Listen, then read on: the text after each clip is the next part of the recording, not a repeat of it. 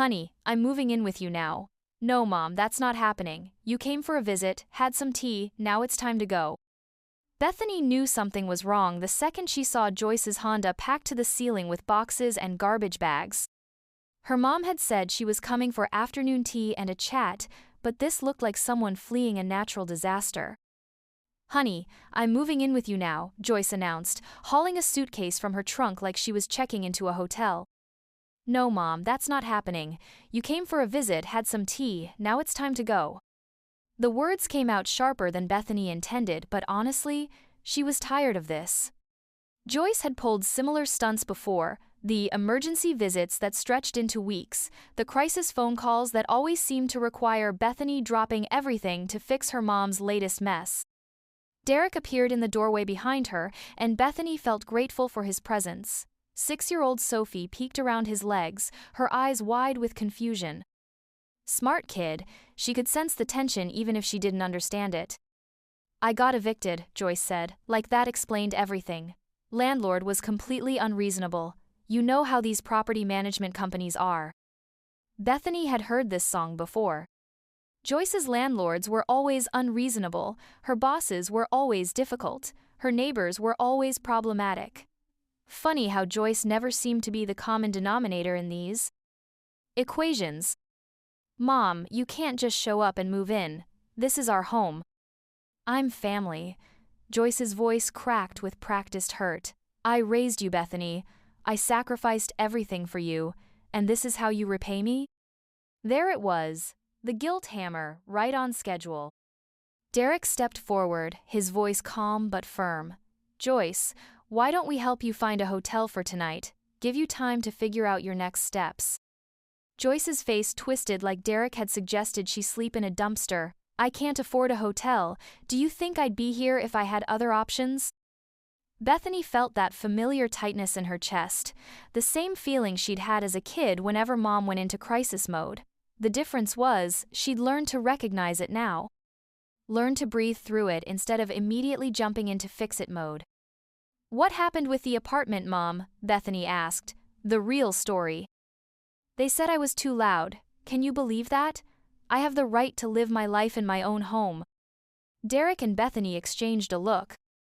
They both knew Joyce's definition of living her life usually involved midnight phone calls to her various drama-filled friends, music at volumes that could wake the dead, and a revolving door of questionable house guests.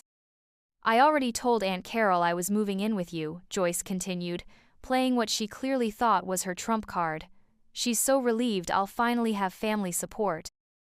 Smart move, Mom. Create social pressure by making it seem like Bethany had already agreed. Classic Joyce manipulation. Sophie tugged on Derek's shirt. Daddy, why is Grandma Joyce crying? The kid's innocent question hit like a gut punch. Joyce immediately latched onto it, kneeling down to Sophie's level with theatrical tears. Because Mommy doesn't want Grandma to have anywhere to live, sweetheart. That crossed the line. Using Sophie as a pawn? Absolutely not.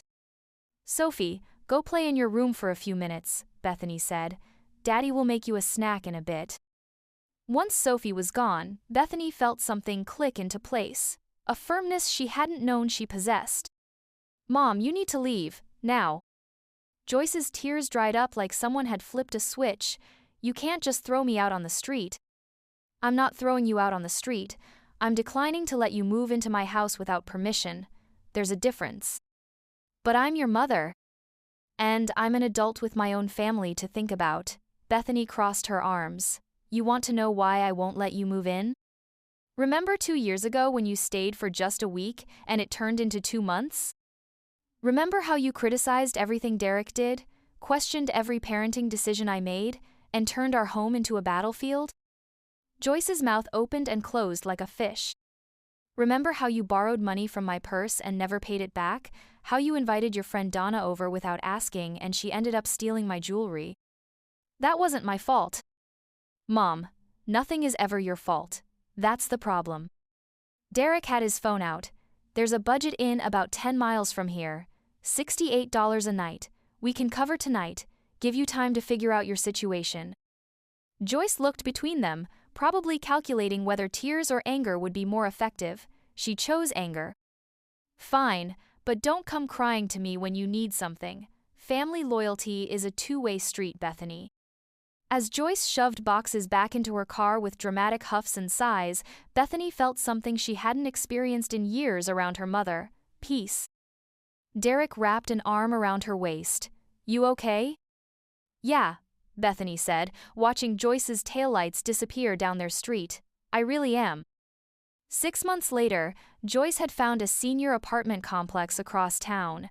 She still called with various crises, but now Bethany listened with sympathy instead of panic. Sometimes she helped. Sometimes she didn't, and slowly, Joyce was learning that manufactured emergencies didn't automatically equal rescued by daughter anymore. The tea had been good though. Earl Grey with honey, just how they both liked it.